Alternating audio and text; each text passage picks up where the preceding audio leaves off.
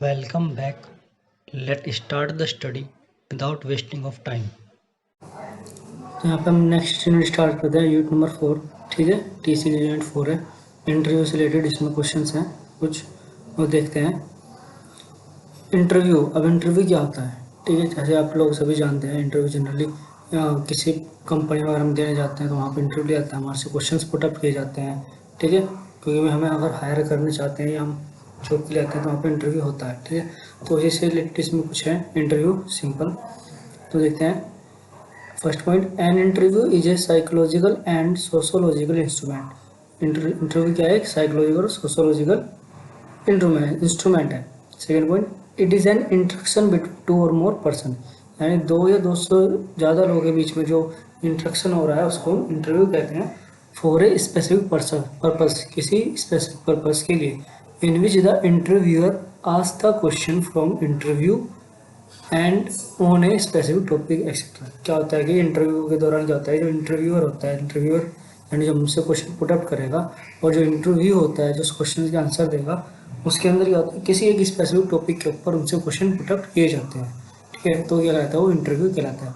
Third point, it is a method of contact with a person to know his or her of views and a most important method of data collection about the person. क्या होता है कि बहुत ही अच्छा method होता है किसी person से कांटेक्ट करने का। ठीक है, तो उसके व्यूज़ जानने के बारे में, हमने किसी टॉपिक के बारे में उससे चर्चा करी तो हम उसके व्यूज़ जान सकते हैं कि उस टॉपिक पर उसके क्या क्या विचार हो सकते हैं। और मोस्ट इंपॉर्टेंट मेथड क्या होता है? ये data collection about the person, यानी क्या होता है कि उस इंटरव्यू के थ्रू हम सामने वाले पर्सन का डाटा कलेक्ट कर सकते हैं कि उसका डाटा क्या है, उसका बैकग्राउंड क्या है, उसकी इंफॉर्मेशंस क्या है, तो सब चीज़ कलेक्ट कर सकते हैं इंटरव्यू के दौरान। अब देखिए इसमें ऑब्जेक्टिव ऑफ इंटरव्यू, इंटरव्यू के ऑब्जेक्टिव्स क्या होते हैं। जैसे फर्स्ट पॉइंट दिया है, to select a person for a specific task और जॉब, यानी किसी पर्सन को किसी स्पेसिफिक टास्क के लिए सिलेक्ट करना और या फिर जॉब के लिए सिलेक्ट करना। ठीक है, वो क्या होता है? उसका ऑब्जेक्टिव होता है एक। सेकंड ऑप्शन क्या है? To collect information, information collect करना। ठीक है भाई, अगर हम उसको इन्फॉर्मेशन कलेक्ट करनी है तो हम इंटरव्यू के थ्रू कलेक्ट कर सकते हैं। थर्ड पॉइंट है इसमें, identify the best candidate for the position, यानी आप कंपनी कोई पोजीशन है उसके लिए बेस्ट से बेस्ट कैंडिडेट को सिलेक्ट करना या आइडेंटिफाई करना। फोर्थ पॉइंट आता है, verify the information obtained through application form and test. इससे क्या मतलब है कि भाई जो उसने एप्लीकेशन फॉर्म भरा था हमारी कंपनी में अप्लाई करने के लिए, जो उसने इसमें इन्फॉर्मेशन दी है, हम उसको वेरीफाई भी कर सकते हैं वर्चुअली उससे पूछ कर। ठीक है, इंटरव्यू के दौरान। और आता है इसमें टू एक्सचेंज इन्फॉर्मेशन, इन्फॉर्मेशन का एक्सचेंज भी हो सकता है। ठीक है, ये सब क्या है? ऑब्जेक्टिव्स थे इंटरव्यू के। नेक्स्ट क्वेश्चन है इसमें होता है, how to prepare for interview. अब इंटरव्यू के लिए खुद को कैसे प्रिपेयर करें। आप कहीं भी जॉब देने जाएंगे, आपका इंटरव्यू होगा, तो उसमें आप खुद को कैसे प्रिपेयर करें इंटरव्यू के लिए। फर्स्ट पॉइंट इसमें आता है, the first step to self analyse know our strength and weakness, we should clearly understand the knowledge and skill that we possess. क्या होता है कि फर्स्ट स्टेप जो होता है खुद को एनालाइज करना, आपकी स्ट्रेंथ क्या है, आपकी वीकनेस क्या है, आपको पता होनी चाहिए। ठीक है, we should clearly understand the knowledge and skill that we possess. क्या होता है कि जो आपके पास नॉलेज है, जो आप नॉलेज रखते हैं, ये जो भी आपकी स्किल्स है, वो आपको अच्छे से समझ आनी चाहिए, आप उनमें परफेक्ट होने चाहिए। ठीक है, सेकेंड पॉइंट आता है, the second step to find out the eligibility of his knowledge to that job we are seeking. ठीक है, सेकेंड पॉइंट आता है कि आप जिस जॉब के लिए जा रहे हैं, जिस पोजीशन के लिए जा रहे हैं, क्या आप उसके लायक है या आप उतने एलिजिबल है कि उस जॉब का या उस पोजीशन को आप कर सकते हैं, ये संभाल सकते हैं। ठीक, आपको अपनी एलिजिबिलिटी पता होनी चाहिए, एलिजिबिलिटी नॉलेज भी पता होनी चाहिए। थर्ड पॉइंट इसमें, the third step is to gather information about the history, function and development plan of the organisation. क्या होता है कि ये थर्ड स्टेप होता है कि आप जिस भी जो जगह पे जा रहे हैं या जिस भी कंपनी में देने जा रहे हैं इंटरव्यू अपना, उसके बारे में आपको पता होना चाहिए, उसकी क्या हिस्ट्री है, क्या उसका फंक्शन है, क्या उसका वर्क करने का तरीका है। ठीक है, क्या क्या उसमें इवेंट्स होते हैं, आपको उस ऑर्गेनाइजेशन की एक तरह से बैकग्राउंड चेक करना चाहिए बिना बिफोर इंटरव्यू। ठीक है, फोर्थ पॉइंट होता है इसमें, the step is to imagine which type of question likely to be asked and their answer also. ठीक है, फोर्थ स्टेप में कहना का ये चाह रहा है कि हमें उन क्वेश्चन को इमेजिन करना चाहिए या सोच लेना चाहिए कि हमसे किस तरह क्वेश्चन पूछा जा सकता है। सपोज आपको पता है आप किस चीज़ का इंटरव्यू देने जा रहे हैं, तो आप एक्सपेक्टेड क्वेश्चन कुछ इमेजिनेशन कर सकते हैं कि यहाँ पे मुझसे किस टाइप का क्वेश्चन पूछा जा सकता है, किस टॉपिक पे पूछा जा सकता है, किस चीज़ से रिलेटेड पूछा जा सकता है। तो आपको उन क्वेश्चन को इमेजिन करना चाहिए। Fifth point, the final step is to discuss if possible with few employees of the company about its work culture, growth, direction, etc. Final step क्या आता है कि जो वहाँ के कल्चर, जो वहाँ के एम्प्लॉयज़ है कंपनी के, ठीक है, तो उनसे आपको डिस्कस करना चाहिए कि यहाँ का कल्चर कैसा है, ग्रोथ कैसी है, वर्क कैसा है। ठीक है, अगर पॉसिबल हो तो आप उनसे इस हिसाब से डिस्कस कर सकते हैं। ठीक है, नेक्स्ट क्वेश्चन में अराइज होता है, what are the various skill and attributes of an employ. ठीक है, तो इसमें पढ़ते हैं फर्स्ट क्वेश्चन में। आपके हमारा first point technical skills. Technical skills में क्या है? A technical skill is the ability to perform task related with technical roles such as IT engineering, mechanics, science etcetera. Technical skills क्या है? ये एक एबिलिटी है उन टास्क को परफॉर्म करने की जो किस चीज़ से रिलेटेड करते हैं, आईटी इंजीनियरिंग से रिलेटेड होते हैं, मैकेनिक्स से रिलेटेड होते हैं, साइंस से रिलेटेड होते हैं। ठीक है, वो क्या होता है? टेक्निकल स्किल्स कहलाता है। Number, employ who have a technical skill are often more confident when applying to certain industry than those who do not है। यानी जो एम्प्लॉयज़ के पास टेक्निकल स्किल्स होती है वे अक्सर ज़्यादा कॉन्फिडेंट होते हैं और जल्दी हायर होते हैं किसी भी इंडस्ट्री में, उनके मुकाबले जिनके पास टेक्निकल स्किल्स नहीं है। ठीक है, आजकल टेक्निकल स्किल्स का बहुत ज़्यादा रोल है भाई, क्योंकि एजुकेशन सभी करते हैं, डिग्री सभी के पास होती है, लेकिन सक्सेस वही होता है जिसके पास स्किल्स हैं, जिसने अपने आप को टाइम के अकॉर्डिंग डेवलप कर लिया है, जिसने स्किल सीखी है, नई स्किल सीखी है, वो सक्सेस है। ठीक है, तो टेक्निकल स्किल्स बहुत ज़रूरी है। स्किल्स सीखते रहिए अपने फील्ड में, किसी भी फील्ड में हो, उसके फील्ड में क्या क्या नया हो रहा है, क्योंकि टेक्नोलॉजी का ज़माना है, नई नई स्किल्स आ रहे हैं, नए नए टूल्स आ रहे हैं, एआई आ रहा है, तो अपने आप को अपडेट करते रहना चाहिए। कर लेना अपडेट, बाद में मरोगे। सेकेंड पॉइंट आता है एनालिटिकल स्किल्स। एनालिटिकल स्किल्स क्या होती हैं? It is the ability to collect and analyse information, problem solve and decision making. Analytical skills क्या होता है? कोई प्रॉब्लम आई है या कोई भी इंफॉर्मेशन है, उसको समझना, उसको एनालाइज करना, और कोई प्रॉब्लम है तो उसको सोल्व करना और एक प्रॉपर सही डिसीजन लेना उस प्रॉब्लम के प्रति। ठीक है, वो आता है एनालिटिकल स्किल्स में। एनालिटिकल सबसे बस अलग ही एनालाइज करना। ठीक है, बी पॉइंट है, this strength of a individual can help to solve a company's problem and improve its overall productivity and success. ये जो एनालिटिकल स्किल्स है, ये क्या करती है, कंपनी की जो प्रॉब्लम्स होती है उसको सॉल्व भी करती है, साथ साथ इम्प्रूव करने में भी मदद करती है। ठीक, नेक्स्ट आता है मेंटल एजिलिटी। अब इसमें क्या है मेंटल एजिलिटी में? Mental agility refers to individual who are comfortable with complexity, examine problem carefully and can make fast connection between different things as well as explain them in a simple way so other can understand। देखिए, इसमें कहने का मतलब यह है कि mentality क्या है कि अगर आपके सामने किसी भी कॉम्प्लेक्सिटी या कोई भी कॉम्प्लेक्स प्रॉब्लम आ गई, कुछ भी किसी भी तरह की, तो आप उसमें अपना को कैसे काम डाउन रखते हैं, ठीक है, कैसे उस चीज़ को सोल्व करते हैं, फ्रेश कनेक्शन लोगों के बीच में कैसे कनेक्शन क्रिएट करते हैं कि इसको हाँ इस कार्य को इस तरीके से करना है, ऐसे हैंडल करना है। मतलब कि सिचुएशन को देख के आप होपलेस नहीं हो रहे, उसको अटेम्प्ट कर रहे हैं, वो भी एक कूल माइंड से। ठीक, वो कहलाता है मेंटल एजिलिटी। बी पॉइंट आता है, it is quite clear that there is no shortage of complexity and ambiguity in today's business environment. ठीक है, बिल्कुल साफ साफ ही क्लियर है कि आज के टाइम में किसी भी कंपनी, किसी भी इंडस्ट्री में कॉम्प्लेक्सिटी बहुत ज़्यादा बढ़ी हुई है। ठीक है, कभी भी कोई प्रॉब्लम हो सकती है, कितनी भी क्रिटिकल सिचुएशन आपके सामने आ सकती है, तो आपको सिचुएशन को हैंडल करने की क्षमता होनी चाहिए, वो भी ठंडे दिमाग से। ठीक है ना, हाइपर नहीं करना दिमाग को, तो आप उसको सोल्व कर सकते हैं और साथ वालों को भी मोटिवेट कर सकते हैं उसको सोल्व करने के लिए। कुछ लोग होते हैं कि कोई प्रॉब्लम हुई, हड़बड़ा जाते हैं, घबरा जाते हैं, क्या होगा, कैसे होगा, बॉस ये कहेगा, वो कहेगा, तो उसमें आपको कम डाउन रखना है और अपनी प्रॉब्लम को सोल्व करना है, वो आपकी मेंटलिटी में कहलाता है। ठीक है, यानी मेंटली एक्टिव रहते हैं हमेशा। फोर्थ पॉइंट आता है कम्युनिकेशन स्किल्स। अब कम्युनिकेशन स्किल्स क्या होता है, आपने पढ़ा ही है, चलिए बढ़ा देता हूँ। Communication skills are the abilities which is used when giving and receiving different kinds of information. ठीक है, कम्युनिकेशन स्किल्स कब कहाँ पे यूज होती है? वह एबिलिटी है जो कोई इन्फॉर्मेशन को शेयर करते हैं दूसरे के साथ, या देते हैं लेते हैं। ठीक है, communication skills involve listening, speaking, observing and identifying. Communication skills में क्या कहता है? लिसनिंग होता है, स्पीकिंग आता है, ऑब्जर्विंग आता है, आइडेंटिफाइंग आता है।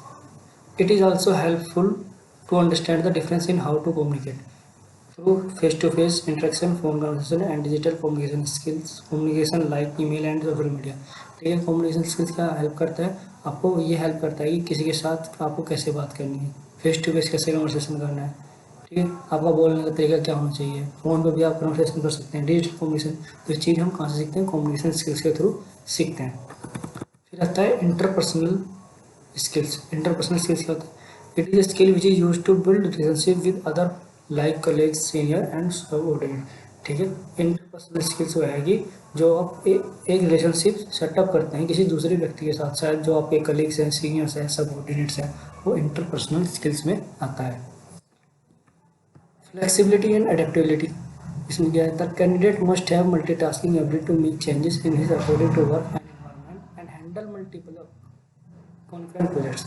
यानी आप मल्टीटास्किंग होने चाहिए, एक समय में आप एक से ज़्यादा कार्य कर सकते हैं, ठीक। और ये नहीं कि आपका जो वर्क है वही करे, आप किसी दूसरे कार्य को भी कर सकते हैं। आप इतने कैपेबल या फिर इतनी एबिलिटी होनी चाहिए कि आप अपने फील्ड के अलावा दूसरे फील्ड का वर्क भी देख सकते हैं, इसको हैंडल कर सकते हैं या कर सकते हैं, ठीक है।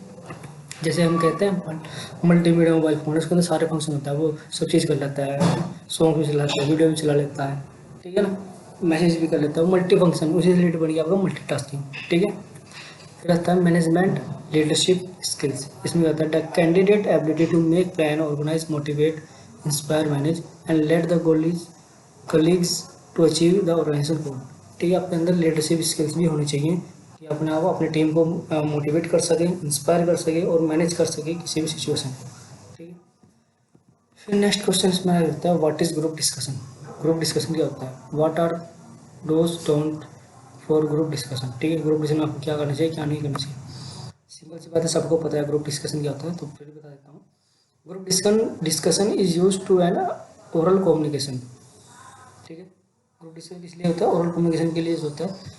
In which a small number of professional peoples met to discuss a problem or issue. इसमें क्या होता है कि स्मॉल नंबर में, कुछ क्वांटिटी में, कुछ लोग जो प्रोफेशनल पीपल्स होते हैं वे एक साथ बैठते हैं और किसी प्रॉब्लम के ऊपर या किसी इशू के ऊपर वार्तालाप करते हैं, उसका सोल्यूशन करते हैं। To arrive at a consensus or to exchange information or significant matter related to the function growth or expansion of the organisation to which they belong. मतलब कि उस जो भी प्रॉब्लम है, जो भी समस्या आ रही है, उसका एक समाधान निकालते हैं साथ बैठ के, उनके ऑर्गेनाइजेशन रिलेटेड जो प्रॉब्लम होती है, उस फिर साथ साथ में अपनी कंपनी की ग्रोथ करते हैं, ठीक है। ज़्यादातर में होते हैं ग्रुप जो डिस्कशन होता है, ये कंपनी के पीपल्स भी हो सकते हैं, अलग अलग कंपनी के पीपल्स भी हो सकते हैं, वो डिपेंड करता है कि प्रॉब्लम क्या है, सिचुएशन क्या है, ठीक है। सेकंड पॉइंट इसमें the purpose of GD to know the view of each person on specific person problem. तो जीडी का जो मेन पर्पस होता है वो होता है कि जो प्रॉब्लम है उसके प्रति सबके अपने अलग अलग क्या क्या विचार हैं, उन विचारों को जानना ही ग्रुप डिस्कशन का पर्पस होता है। कोई प्रॉब्लम आ गई, अगर हम कहें कि एक प्रॉब्लम है और वो 10 लोगों को दी जाए, तो 10 के 10 लोग उस प्रॉब्लम के प्रति अपना अलग अलग पॉइंट ऑफ व्यू रखेंगे कि ये ऐसे है, इसमें ऐसे हम कर सकते हैं, इसको ऐसे करें, इससे ऐसे बच सकते हैं, इसमें से इम्प्रूवमेंट कर सकते हैं, सबके अलग अलग होंगे। तो वही व्यूज़ जानने के लिए ग्रुप डिस्कशन किया जाता है। अब जब ग्रुप डिस्कशन चल रहा होता है तो आपको उसमें क्या करना चाहिए, क्या नहीं करना चाहिए, ठीक है, ये बहुत ज़्यादा इंपॉर्टेंट रोल है। देखिए, dose the for group discussion. Group discussion में क्या करना चाहिए? डिफाइन द टॉपिक और द इशू। जो टॉपिक है उसको डिफाइन करिए, या फिर इशू है जो उसको डिफाइन करिए। Analyse it scope and implicant, उसके स्कोप को एनालाइज करिए। Third point, initiate and generate discussion. जो डिस्कशन है उसको स्टार्ट करिए, आप जनरेट करिए। Fourth point, listen to the views of other. जो दूसरे के व्यूज़ हैं उनको ध्यानपूर्वक सुने। Encourage and prove to the reticent member to speak. क्या होता है, जब कुछ लोग होते हैं ग्रुप डिस्कशन में, वो चुपचाप बैठे रहते हैं, पार्टिसिपेट नहीं करते, बस सुनते रहते हैं, तो उन लोगों को भी इनकरेज करना चाहिए बोलने के लिए, ठीक है। Summarise the views of other before representing his view in a short. ठीक है, यदि आपसे पहले किसी ने अपने व्यूज़ प्रकट करे हैं या व्यूज़ अपने एक्सप्लेन करें हैं, तो आपको अपने व्यूज़ रखने से पहले किसी न्यूज़ पर्सन के व्यूज़ एक बार रिपीट कर देने चाहिए, समराइज करा देने चाहिए। Interviewing forcefully but politely when the situation demand. क्या है, आपको जब कोई बोल रहा है उसके बीच में आपको हस्तक्षेप नहीं करना है, लेकिन आप कर सकते हैं जब ज़्यादा ही रिक्वायरमेंट और बहुत ही पोलाइटली तरीके से। Make views short and stick on the topic and accurate, अपने जो व्यूज़ हैं शॉर्ट से शॉर्ट रखिए और अपने टॉपिक्स पे एक्यूरेट रहे, टॉपिक्स चेंज ना आप करें, ठीक है, अपने टॉपिक के रिलेटेड व्यूज़ को रिप्रेजेंट करें। नेक्स्ट पॉइंट आता है except others views if they are reasonable, ठीक है, अदर्स जो लोगों के व्यूज़ हैं उनको एक्सेप्ट करिए यदि वे रीजनेबल हैं या आप उनसे सहमत हैं उनको एक्सेप्ट भी करिए, ठीक है। नेक्स्ट पॉइंट आता है try to lead a group to definite conclusion, ठीक है, ग्रुप को एक डेफिनाइट कंक्लूजन की तरफ को ले जाने का प्रयास करें, ठीक है। नेक्स्ट पॉइंट है emphasise the point you are consider significant, ठीक। नेक्स्ट आता है don't for group discussion, group discussion में क्या नहीं करना चाहिए, डोंट डोमिनेट द डिस्कशन, ठीक है, डिस्कशन पे हावी ना हो या डिस्कशन को हावी ना होने दो, don't take over discussion, don't take over the discussion, ठीक। Next point don't make any personal remark, okay, personal remark नहीं करना है आपको, don't jump on conclusion, direct conclusion पे नहीं जाना है, डिबेट को चलने देना है, don't speak continuously for a long time, ज़्यादा लंबे समय तक नहीं बोलना है, ठीक है। Neither raise your voice too high note too softly speak softly, आवाज़ को ज़्यादा हाई ना रखे ना ही ज़्यादा सॉफ्ट रखे, मीडियम रखे, don't make personal remark, personal remark नहीं करना, डोंट स्पीक मोनोटोन, मोनोटोन में आपको बात नहीं करनी है, ठीक है। नेक्स्ट होता है explain the objective of group discussion, ठीक है, ग्रुप डिस्कशन की क्या ऑब्जेक्टिव है वो बता चुके हैं, फिर भी देते हैं। इट प्रोड्यूस मैनी ऑप्शन और solution for a particular problem, ठीक है, किसी प्रॉब्लम के प्रति ये बहुत सारे ऑप्शन और सॉल्यूशन प्रोवाइड करते हैं। To perceive the common ideas of people on a particular topic, okay, to select a candidate for hiring in a company, ठीक है, ये आपको समझ जाएगा। To select candidate for admission in educational institute, okay, to generate a pile of idea by examining issue in greater depth, ठीक, ये सब इसके ऑब्जेक्टिव आप लोग पढ़ चुके हैं, समझ आ गए होंगे आई होप। नेक्स्ट क्वेश्चन इसमें रहता है what are the different types of group discussion, ठीक है, ग्रुप डिस्कशन की क्या क्या डिफरेंट टाइप्स होते हैं ये पढ़ लेते हैं। Based on the method conduct, method of conduct के ऊपर ग्रुप डिस्कशन के type. In structured group discussion the topic is given to the participant by the selector and a time frame is allotted to complete the discussion. Structured group discussion में क्या होता है कि एक पर टॉपिक दिया जाता है, उसका एक टाइम भी फिक्स कर दिया जाता है बोलने के लिए। This is most commonly follow technique for a group discussion, ठीक है, ये बहुत ही मोस्ट कॉमनली टेक्निक है जो कि ग्रुप डिस्कशन के लिए फॉलो की जाती है। फिर आता है अनस्ट्रक्चर्ड ग्रुप डिस्कशन। अनस्ट्रक्चर्ड में क्या होता है, in this group discussion the candidate themself decide the topic, क्या होता है इसमें जो कैंडिडेट होते हैं वो खुद ही को टॉपिक को डिसाइड कर लेते हैं किस टॉपिक पे हमें डिस्कशन करना है, और स्ट्रक्चर में टॉपिक पहले से दिया जाता था, ठीक है। This method of group discussion is rarely used, ठीक है, ये वाला मेथड जो अनस्ट्रक्चर्ड ग्रुप मेथड है वो बहुत ही रेयरली यूज किया जाता है। फिर आता है रोल प्ले ग्रुप डिस्कशन। अब आता है रोल प्ले डिस्कशन क्या होता है, in this GD the candidate are given specific role to play in backdrop of a given situation, यानी जो भी प्रॉब्लम है जो भी सिचुएशन है उसमें कैंडिडेट को वही रोल प्ले करने के लिए दे दिया जाता है, ठीक, कि आपको ये रोल प्ले करना है। With in the framework of their role the participant have to solve the problem with the playing role, ठीक है, उस रोल में ही पार्टिसिपेंट प्रॉब्लम को सोल्व करने का प्रयास करता है, ठीक है। आई होप आपको समझ आ गया रोल प्ले में क्या होता है कि पार्टिसिपेंट को वही रोल दिया जाता है जो प्रॉब्लम हो रखी है। सपोज कोई भी ड्रामा है, ड्रामा एक्टर, ड्रामा में कोई प्रॉब्लम क्रिएट हुई है तो उन सबको ड्रामा के अकॉर्डिंग सबको अपना अपना करेक्टर डिफाइन कर दी जाएगी, आप इसमें ये बने हैं, आप इसमें ये बने, फिर आपको सोल्व करना है उस करेक्टर के अकॉर्डिंग, ठीक, वो आपका आता है रोल प्ले डिस्कशन में। फिर आता है group discussion with a nominated leader, ठीक है, किसी नॉमिनेटेड लीडर के थ्रू ग्रुप डिस्कशन होना।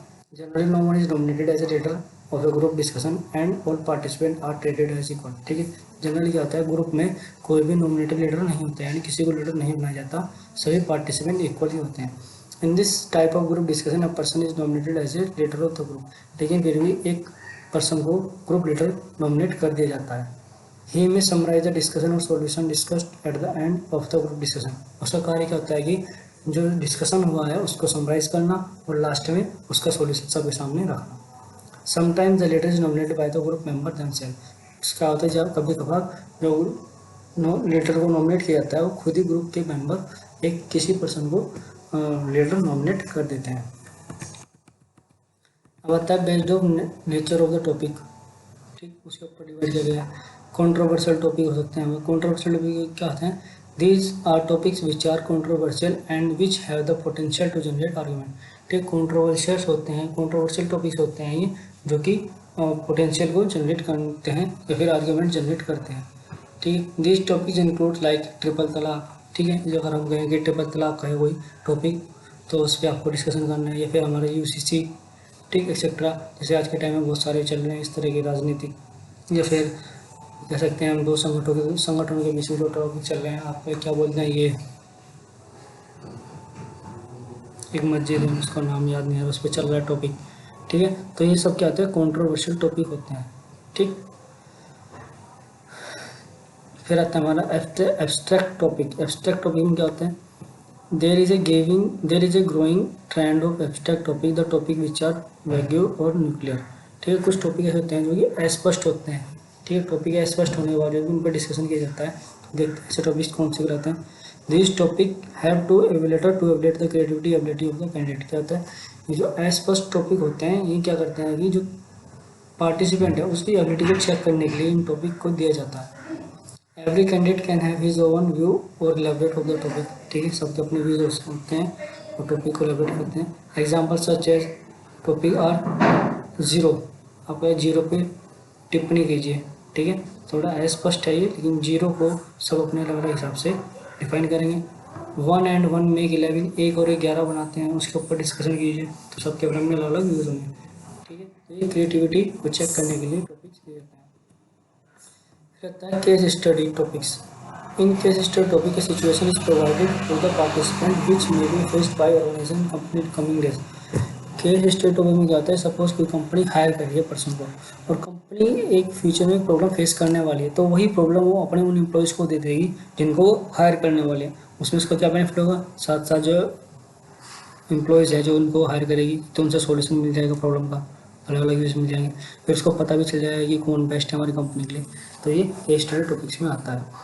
फिर है this kind of group discussion test the ability of the candidate to think of solution keeping the situation factor and constraint in mind. ठीक है, तो पर्सन की एबिलिटी को चेक कर लेते हैं और अपनी प्रॉब्लम का सॉल्यूशन भी उनको मिल जाता है। फिर नेक्स्ट क्वेश्चन आ जाता है, describe the method and exercise for demonstrating seminar, conference and presentation. तो हम देखते हैं solution. Presentation preparation. Presentation preparation क्या करना है इसमें, डिफाइनिंग द प्रेजेंटेशन गोल, यानी आपको जब प्रेजेंटेशन उसका गोल किया उसको डिफाइन करिएगा। B, modifying the presentation for an international audience, international audience के अपने प्रेजेंटेशन को उसके हिसाब से मॉडिफाई करिए। Creating clear message, structuring the content for improving clarity. ठीक है, जो मैसेज है उसको क्लियर तरीके से बनाए बिल्कुल। ठीक, जो प्रॉपर उसमें कंटेंट हो, प्रॉपर स्ट्रक्चर हो उसकी। ठीक है, नेक्स्ट इसमें यूजिंग थियोरेटिकल स्टडीज इफेक्टिविटी। ठीक है, थियोरेटिकल स्टडीज यूज़ करिए। Selecting and developing appropriate supporting visual, appropriate visual use करिए। ठीक है, सिलेक्टिंग है जो आपकी प्रेजेंटेशन को डेवलप करते हैं। ठीक, नेक्स्ट पॉइंट आता है इसमें स्पीकर प्रेजेंटेशन। स्पीकर की प्रेजेंटेशन क्या है, कैसी होनी चाहिए, developing voice quality and improving pronunciation. ठीक है, वॉइस क्वालिटी डेवलप करिए और प्रोनाउंसिएशन स्किल को डेवलप करिए। B, speaking more confidently than expressively, confident होके बात करिए। ठीक, सी पॉइंट है इसमें increasing awareness of body language. ठीक है, बॉडी लैंग्वेज इफेक्ट्स के अवेयरनेस को इंक्रीज करिए। ठीक है, आप कैसे कैसे अच्छे से अच्छे गेस्चर यूज़ कर सकते हैं। D point enhancing our message to build audience confidence or harmony. ठीक है, ये सब थे स्पीकर प्रेजेंटेशन के पॉइंट। और इसमें नेक्स्ट पढ़ते हैं हम इन्फ्लुएंसिंग योर ऑडियंस, ऑडियंस को कैसे इन्फ्लुएंस कर सकते हैं हम। Creating an immediate impression. ठीक, using language that influence audience, conveying message in the first 60 second. Third fourth point, effective use of body language, gesture and eye contact. Interactive techniques to engage to and maintain audience attention, manage question and answer session. ठीक है, ये सब क्या है, audience को attractive करने के तरीके हैं, इसको कैसे इन्फ्लुएंस किया जाता है। नेक्स्ट इसमें होता है what are the tips to improve seminar conference skill. के क्या क्या स्किल्स होती हैं सेमिनार को इम्प्रूव करने की, इस कॉन्फ्रेंस स्किल्स को। सबसे पहले आता है practice. Number 1, we should rehearse our presentation multiple time, जो है आपके प्रेजेंटेशन उसको मल्टीपल टाइम आपको रिहर्सल करना चाहिए। Number B, while it can be difficult for those have fixed schedule time to practise. हालांकि ये बहुत डिफिकल्ट हो सकता है उन लोगों के लिए जिनके पास कम समय होता है प्रेजेंटेशन देने के लिए, ठीक है। वैसे ज़्यादातर आपको अपने प्रेजेंटेशन की मल्टीपल टाइम्स प्रैक्टिस करनी चाहिए। Transform nervous energy into anaesthesia, यानी जो आपकी नर्वसनेस है उसको एक उत्साह में चेंज करिए। जैसे it look too strange but we can often take energy drink and blast hip hop music in earphone before presentation. क्या होता है कि हम कोई प्रेजेंटेशन देने जा रहे हैं, समटाइम या तो हम नर्वस फील कर रहे हैं, तो उसके लिए आपको करना चाहिए, आप कोई एनर्जी ड्रिंक पी सकते हैं या कोई अच्छा सा सॉन्ग सुन सकते हैं जो आपको पसंद हो, ठीक है, अपने आप को एक तरह से कूल फील कराने के लिए, ताकि आपकी नर्वसनेस दूर हो। Because it pumps up and is help to turn hesitate into focus anaesthesia.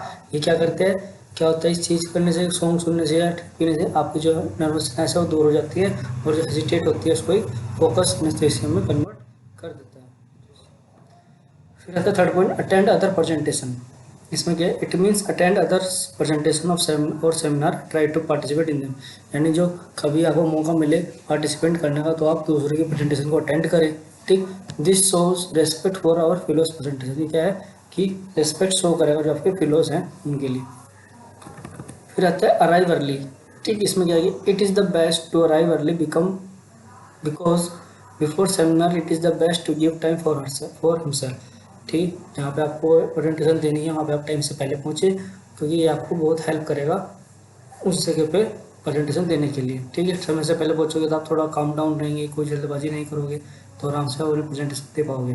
तो हमेशा जल्दी पहुँचे अपनी प्रेजेंटेशन से पहले। B point, extra time so that we won't be late. अगर आप पास एक्स्ट्रा टाइम हो तो आपको लगेगा कि हम लेट नहीं होंगे, आराम से हम कार्य कर सकते हैं। फिफ्थ पॉइंट आता है एडजस्ट द सराउंडिंग, ठीक है। एडजस्टमेंट द सराउंडिंग उसको एडजस्टमेंट करना। उसमें क्या होता है, to more adjusted to the environment the more comfortable we feel. अगर आपका आसपास का एनवायरनमेंट अच्छे से एडजस्टमेंट होगा तो आपको बहुत कंफर्ट फील होगा, ठीक है। Make sure to spend some time in the room where we will be delivering our presentation, ठीक है। जिस रूम में आप प्रेजेंटेशन देने वाले हो आपको वहाँ पर पहले से कुछ टाइम स्पेंड कर लेना चाहिए। C point, if possible practice with the microphone and lightning, make sure we understand the set sitting and be aware of any distractions potentially posed by the venue, for example noisy road outside। क्या होता है कि जहाँ पे आप presentation देने वाले हैं आप अपने माइक को एक बार टेस्ट कर सकते हैं, अच्छे से माइक की टेस्टिंग दे सकते हैं कि आवाज़ मेरी जब पीछे तक जा रही नहीं जा रही, प्रॉपर लाइटनिंग चेक कर सकते हैं, ठीक है। और थोड़ा ये भी देख सकते हैं कि नॉइजी एरिया ना हो आउटसाइड, ठीक है। ये सब एडजस्टमेंट द सराउंडिंग्स के अंदर आता है। फिर आता है मीट ग्रीट। इसमें क्या है, चैट और talk with people before presentation. Presentation start करने से पहले आप अपने लोग पीपल्स जो ऑडियंस है उनके साथ आप बातें कर सकते हैं, ठीक है। डिफरेंट टॉपिक पे थोड़ा कन्वर्सेशन कर सकते हैं या हंसी मजाक कर सकते हैं थोड़ी प्रेजेंटेशन स्टार्ट करने से पहले। B point, talking with audience make us seem more likeable and approachable, ठीक है। क्या होता है कि उनसे बात करने से आप उनके, हो सकता है कि आपको उनमें इंटरेस्ट आ जाए, आपकी बातों में इंटरेस्ट आने लगे, आप उनको अट्रैक्टिव लगे, तो मैं आपके ऑडियंस, आपके जो लेक्चर होगा जो प्रेजेंटेशन देंगे उस पर हमें अच्छे से ध्यान देंगे, ठीक। सेवंथ आता है स्माइल, भाई बहुत जरूरी है। Smiling increase endorphins replacing anxiety with calm and make us feel about our presentation. अगर आप स्माइलिंग फेस रखेंगे, स्माइल अपने फेस पर रखेंगे तो आपको एंजाइटी नहीं होगी और आपकी प्रेजेंटेशन बहुत अच्छी होगी और आपको अच्छा फील होगा। इसमें smiling also exhibit confidence and stature to crowd, ठीक है। नेक्स्ट पॉइंट इसमें आर्ग्यूमेंटेशन। अब बता आर्ग्यूमेंटेशन क्या होता है। Argument an energy argument an angry discussion between two or more people who disagree with each other, ठीक है। आर्ग्यूमेंट क्या है कि दो लोगों के बीच का डिस्कशन है जो कि एक दूसरे से डिसएग्री करते हैं। Argumentation is the thought process used to develop and present arguments, okay. It is closely related to the critical thinking and reasoning, ठीक। The keys to improve our argumentation skills are, ठीक। क्या keys है। First point, don't forget to remain calm at all times, ठीक है। आपको हमेशा काम रहना चाहिए, ठीक है, काम डाउन रहना चाहिए। Number 1, it is important to try to not to get upset and always maintain a relaxed attitude in a supportive environment, ठीक है। Number B, we have to remember at all times that an argument is simply a construct between two points of view, ठीक। Second point, arguing well is the same as building or creating. We can learn a lot from good conversation even when we do not agree with the point of the view of the other person, ठीक है। हम conversation से बहुत कुछ सीखते हैं चाहे हम उससे उसके पॉइंट से एग्री हों या ना हो। फिर आता है active listening is necessary to any discussion, ठीक, यानी आपको एक्टिव लिसनिंग होनी चाहिए, अच्छे से सुनना चाहिए जब भी कोई आपको लेक्चर दिया जा रहा है, कोई आप अटेंड कर रहे हैं. It is much more productive to understand other point of view and to be able to contrast them with we own. Okay, this way will find mutual understanding. ठीक. Fourth point आता है forgiveness. Forgiveness में क्या करना? Forgiveness and apologies are the perfect tool to good argumentation. ठीक है, forgive और apologies एक perfect tool है argument की. These key are especially necessary in conversation between partners, friends and family members. ठीक, ये चीज़ बहुत ज़रूरी होती है कन्वर्सेशन के दौरान. आप कन्वर्सेशन आप फ्रेंड के साथ कर रहे हो, फैमिली मेम्बर्स के साथ कर रहे हो. नेक्स्ट है write short note on cohesion. Cohesion क्या होता है? यानी एकजुट होना. Cohesion is the property of a written text that provide a smooth. Okay, second point, cohesion is also refer to the grammatical and logical links that connect one part of the text to another. ठीक है, cohesion क्या है? वो grammatical logic है, या कह सकते हैं लॉजिकल लिंक्स है जो एक टेक्स्ट के पार्ट को टेक्स्ट से ज्वाइन करते हैं. Cohesion is achieved using the four basic mechanical consideration providing transmission between ideas. ठीक है, कैसे कैसे कोहेशन को यूज कर सकते हैं, उसके चार पार्ट्स कौन होते हैं? यूज प्रोनाउंस, प्रोनाउंस का यूज करके, रिपीटेशन ऑफ कीवर्ड और फ्रेज, ठीक है, उनका रिपीटेशन करके, use of parallel grammatical structure. ठीक है, ये क्या है? फोर मैकेनिकल बेसिक्स है, ये कह सकते हैं हम चार तरीके हैं जिससे हम क्वेश्चन को मेंटेन कर सकते हैं किसी पैराग्राफ के अंदर. अब आया write a short note emphasize. Emphasis क्या होता है? Emphasis is the stress given to a word or word when speaking to indicate particular importance. यानी किसी वर्ड को हम स्ट्रेस देके या हाईलाइट करके जो करते हैं किसी शब्द को, वो क्या कहता है? एम्फेसाइज कहलाता है. ठीक है, किसी पर्टिकुलर इंपॉर्टेंट वर्ड के ऊपर हमको कोई फोकस कराना है तो उस वर्ड को एम्फेसाइज करते हैं, स्ट्रेस करके एम्फेसाइज कराते हैं.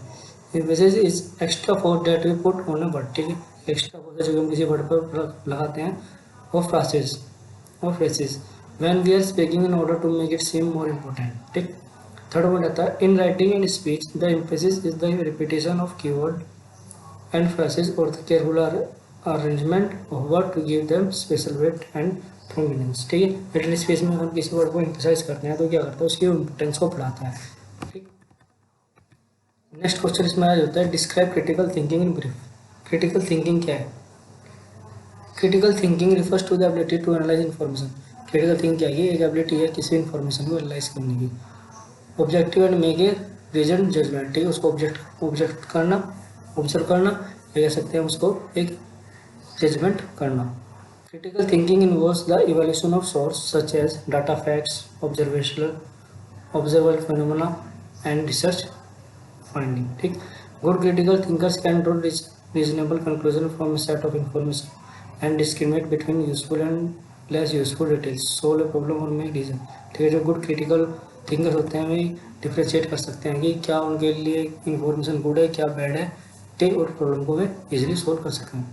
Critical thinking is the ability to think clearly and rationally understanding the logical connection between ideas. ठीक है, इसमें एक क्वेश्चन आ रहा होता है describe the modes of discourage. यानी डिस्करेज माने प्रवचन, डिस्कोर्स, नॉट डिस्करेज, डिस्कोर्स. ठीक, सॉरी हो जाता है कभी कभार. तो चलिए देखते हैं मोड्स ऑफ डिस्कोर्सेस क्या होते हैं. इट इज फोर टाइप्स, चार टाइप्स का होता है. नंबर वन नरेशन यानी कथन. It involves relating a series of events usually chronological order. ठीक, थर्ड ए सिंपल नैरेटिव में began with once upon a time and they live happily ever after. Narration use करते हैं, जैसे starting में होते हैं वंस अपॉन अ टाइम और last में हैप्पी एंडिंग शो करते हैं, तो हमको नरेशन यूज करने चाहिए. ठीक, द इवेंट नरेशन में भी मेड अप ऑफ स्टोरी और इवेंट्स रियली अकर. ठीक है, जो नरेटेड होता है वो क्या होता है कि किसी स्टोरी से लिया गया हो सकता है और रियली में भी हैपन हो सकता है कि रियली में ऐसा हैपन हो. However, we usually give a little to story or fiction, but those events happen actually. We give him biography autography. ठीक है, जो रियली में हैपन होता है उनको हम बायोग्राफी और ऑटोग्राफी बोलते हैं. फिर आता है डिस्क्रिप्शन. डिस्क्रिप्शन में क्या है? अ डिस्क्रिप्टिव एसे और a descriptive passage in a story tell us how thing looks, sound and feel. ठीक, nouns and adjectives can show what a person plays or they are like in their material aspects. Number 2, it may also try to evoke a mood or atmosphere. Okay, description. क्या आता है हमारा exposition में, क्या आता है exposition होता है, ठीक। फोर्थ पॉइंट होता है हमारा आर्ग्यूमेंट, आर्ग्यूमेंट में persuade the purpose of argument is to convince through topic, ठीक। फिर आता है write a short note on socio linguistic competence, ठीक। सोशो लिंग्विस्टिक कॉम्पिटेंस क्या होता है? Social linguistic competence is knowledge of social culture rules, ठीक है। सोशल कल्चर रूल्स की जो नॉलेज होती है उसको सोशल लिंग्विस्टिक कॉम्पिटेंस बोलते हैं। Knowing how to use and respond to language appropriately, ठीक है, कैसे लैंग्वेज को अप्रोप्रिएटली यूज करना है, कैसे उसको रिस्पॉन्स करना है। More depend on knowing what the restriction of the culture are, okay. फिर आता है हमारा स्ट्रेटेजिक कॉम्पिटेंस। अब स्ट्रेटेजिक कॉम्पिटेंस में क्या होता है? Strategic competence is the ability to recognize and repair communication breakdown before, during, or after they occur. ठीक. For example, the speaker may not know a certain word. Thus, he will plan to explain the word or ask what that word is in the target language. क्या होता है कि किसी speaker को कोई word नहीं आ रहा तो क्या करता है उस वर्ड को दूसरा मीनिंग ढूंढने का प्रयास करता है और टारगेट करने की कोशिश करता है कि इसका मीनिंग क्या हो सकता है लैंग्वेज में, ठीक। थर्ड पॉइंट आता है during the conversation background noise or other factor hinder communication. Thus, the speaker must know how to keep the communication channel open, ठीक है। जो अदर नॉइसेज होते हैं जो ऑडियंस को डिस्टर्ब करते हैं तो उस दौरान भी कन्वर्सेशन उसको पता होना चाहिए कि मुझे कैसे अपने कम्युनिकेशन चैनल जारी रखना है, कैसे कंटिन्यूटी बनाए रखनी है, ठीक। If the communication was unsuccessful due to external factor such as interruption or due to the message being misunderstanding, the speaker must know how to restore communication, ठीक है। किसी भी एक्सटर्नल फैक्टर की वजह से अगर कम्युनिकेशन डिस्टर्ब हो रहा है तो स्पीकर को अंडरस्टैंडिंग होनी चाहिए कि वो कैसे अपना कम्युनिकेशन बनाए रखे और कैसे कम्युनिकेशन को रिस्टोर कर सकता है।